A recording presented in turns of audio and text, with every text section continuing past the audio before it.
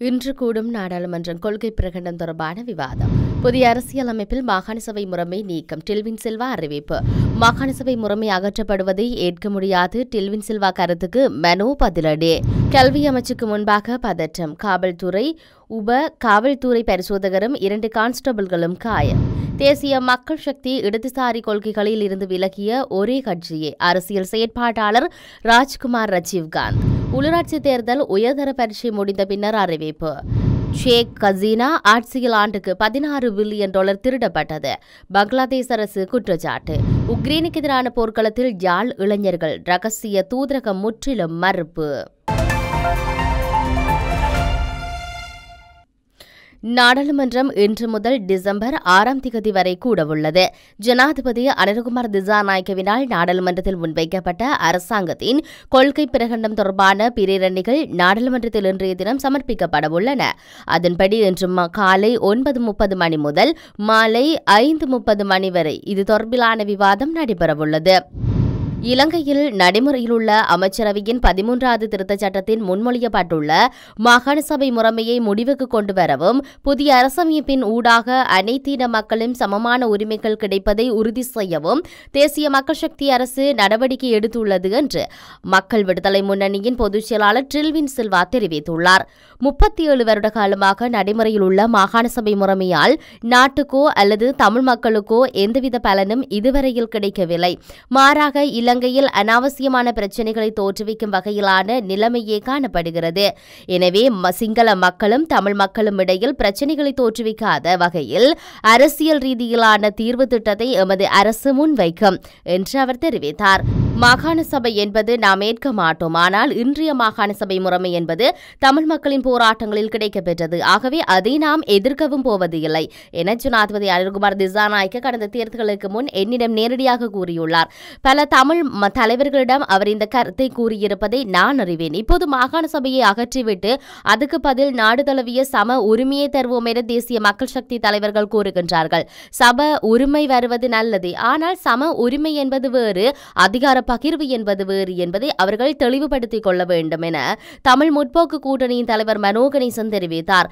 மாகாண சபையை அகற்றுவது பற்றி தேசிய மக்கள் சக்தியின் தேர்தல் விஞ்ஞாபனத்திலும் கூறப்பட்டதாக தெரியவில்லை.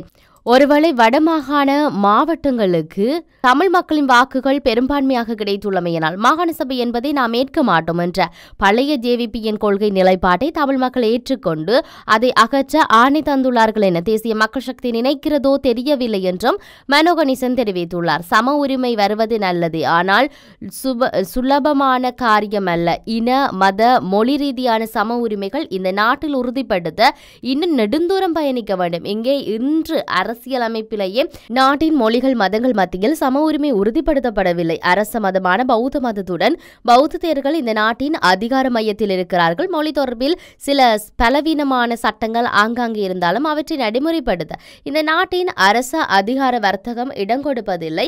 மொழிகள் மத்தியில் சம உரிமை அமுல்படுத்தப்படாத பாடு பட்ட எனக்கு இது நன்கு தெரியும் என்ற விடயத்தை அவர் சொல்லியிருந்தார். இசுருபாயவில் கல்வி அமைச்சுக்கு முன்பாக ஏற்பட்ட பதற்றமான சூழ்நிலையை அடுத்து காவல்துறை காவல்துறை பரிசோதகரும் 2 கான்ஸ்டபிள்களும் காயமடைந்துள்ளனர். இவர்களில் ஒரு காவல்துறை அதிகாரி அவசர சிகிச்சை பிரிவுக்கு மாற்றப்பட்டுள்ளார். மேலும் இந்த சம்பவம் தொடர்பாக 4 பேர் கைது செய்யப்பட்டுள்ளனர். கல்வி அமைச்சுக்கு முன்பாக ஆர்ப்பாட்டத்தில் ஈடுபட்டிருந்த அபிவிருத்தி உத்தியோகர்கள் குழுவை காவல்துறையினர் கலைக்க முற்பட்டதால் ஏற்பட்ட பதற்றமான சூழ்நிலையின் போது காவல்துறை பரிசோதகர்கள் மற்றும் 2 கான்ஸ்டபிள்கள் காயமடைந்துள்ளனர். தம்மை ஆசிரியர் சேவையில் நிரந்தரமாக்குமாறு கோரி அபிவிருத்தி உத்தியோகர்கள் இந்த ஆர்ப்பாட்டத்தில் ஈடுபட்டனர். அபிவிருத்தி உத்தியோகர்களின் போராட்டம் காரணமாக கல்வி அமைச்சுக்கு முன்பாக கொட்டாவை பொரளி வீதி போக்குவரத்து முற்றாக தடைப்பட்டிருந்ததாக முன்னதாக தெரிவிக்கப்பட்டுள்ளமை குறிப்பிடத்தக்கது.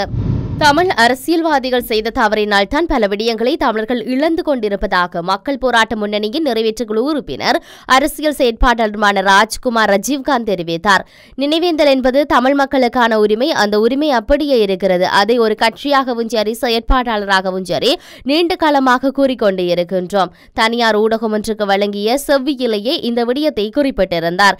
இன்று வடக்கு கிழக்கில் வாழக்கூடியவர்கள் தமிழ் மக்களின் உறவினர்களே. அந்த உறவினர்கள் அப்படியே அவர்களை நினைவு நினைவு கூற தமிழ் மக்களுக்கு உரிமை உள்ளது. மறுபுறம் ஜேவிபி அரசாங்கமும் அரசுக்கு எதிராக ஆயுதமேந்தி போராட்டம் செய்தது. இன்று அந்த கட்சி ஆட்சி பீடமேறியுள்ளது. அதே கார்த்திகை மாதத்தில் கார்த்திகை வீரர்கள் என இன்றைய ஜனாதிபதியும் சென்று அஞ்சலி செலுத்தியிருக்கிறார். அப்போதைய அரசாங்கத்தால் தடை செய்யப்பட்ட கட்சிக்கு இந்த உரிமை வழங்கப்படுகிறது. ஆக இந்த உரிமை தமிழ் மக்களுக்கும் வழங்கப்பட வேண்டும். ஜேவிபியினரது நினைவேந்தல்களுக்கு எந்தவித தடையும் விதிக்கப்படவில்லை. அதே உரிமை தமிழ் மக்களுக்கும் வழங்கப்பட வேண்டும் என தெரிவித்துள்ளார். 2024 காபோதர உயர்தர பரீட்சை முடிவடைந்த பிறகு வரவிருக்கும் உள்ளாட்சி தேர்தலுக்கான அறிவிப்பு வெளியிடப்படும் என்று எதிர்பார்க்கப்படுகிறது. உயர்தர பரீட்சைக்கு முன்னதாக அறிவிப்பை வெளியிட்டால் பரீட்சை காலத்தில் வேட்பாளர்கள் பிரச்சாரத்தை தொடரலாம் என்று தேர்தல் ஆணைக்குழு விளக்கமளித்துள்ளது. ஆனால் இந்த பரீட்சைகளுக்கு இடையூறு ஏற்படுத்துவதை தவிர்க்கும் நோக்கில் பரீட்சை முடியும் வரை தேர்தல் குறித்த அறிவிப்பை தாமதப்படுத்த முடிவு செய்துள்ளது. சீரற்ற காலநிலை காரணமாக தாமதமான பரீட்சைகள் இந்த வாரம் 4ஆம் தேதி மீண்டும் ஆரம்பிக்கப்பட உள்ளது. இதனிடையே உள்ளூராட்சி தேர்தல் தொடர்பான அரசியல் கட்சி தலைவர்களின் கூட்டம் இன்றைய தினம் நடைபெறவிருக்கின்றது. சபை தலைவர்கள் பிமல் ரத்நாயக்க தலைமையிலாக இந்த பிற்பகல் கூட உள்ளது.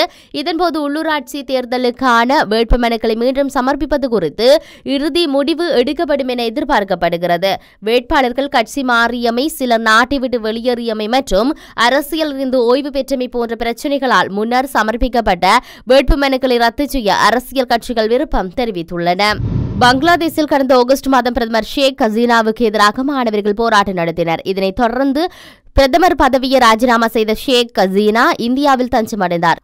இவர் இருக்குமிடம் ரகசியமாக வைக்கப்பட்டுள்ளது. இதற்கிடையே முகமது ஜூனிஸ் தலைமையில் இடைக்கால அரசு அமைக்கப்பட்டுள்ளது. போராட்டத்தின் போது நடைபெற்ற கொலைக்கு ஷேக் ஹசீனா தான் காரணம் என வழக்கு பதிவு செய்யப்பட்டு விசாரணை நடைபெற்று வருகிறது. இந்த நிலையில் பொருளாதார நிபுணர் தேப்ரியா பட்டாச்சாரியா தலைமையிலான குழு பங்களாதேஷ் பொருளாதாரத்தின் வெள்ளை அறிக்கையை முகமது ஜூனிஸ் அவர்களிடம் தெரிவித்துள்ளார். பங்களாதேஷில் ஷேக் 15 ஆண்டுகால ஆட்சியில் ஒவ்வொரு ஆண்டும் சராசரியாக 16 பில்லியன் அமெரிக்க டாலர் சட்டவிரோதமாக வெளியேறியுள்ளது என்று அந்த அறிக்கையில் குறிப்பிடப்பட்டுள்ளது. யாழ்ப்பாணத்தைச் சேர்ந்த இளைஞர்கள் உக்ரைனுக்கு எதிராக போராடுமாறு நிர்பந்திக்கப்பட்டுள்ளார் என வெளியான தகவல்களை இலங்கைக்கான ரஷ்ய தூதரகம் மறுத்துள்ளது. அறிக்கையொன்றை வெளியிட்டுள்ள ரஷ்ய தூதரகம் இதனை தெரிவித்துள்ளது. பிரான்ஸ், பெல்ஜியத்துக்கு செல்ல முயன்ற யாழ்ப்பாணத்தைச் சேர்ந்த இளைஞர்கள் உக்ரைனுக்கு எதிராக போராடுவதற்கு நிர்பந்திக்கப்பட்டுள்ளனர் என அண்மையில் காணொலி ஒன்று வெளியாகியிருந்தது. குறித்த காணொலியில் ராணுவ உடையணிந்து பேசிய யாழ்ப்பாணத்தைச் சேர்ந்த இளைஞர்கள் ரஷ்ய தூதரகத்தில் இணைக்கப்பட்டு உக்ரைனுக்கு எதிராக போராடுவதாக கூறியிருந்தனர்.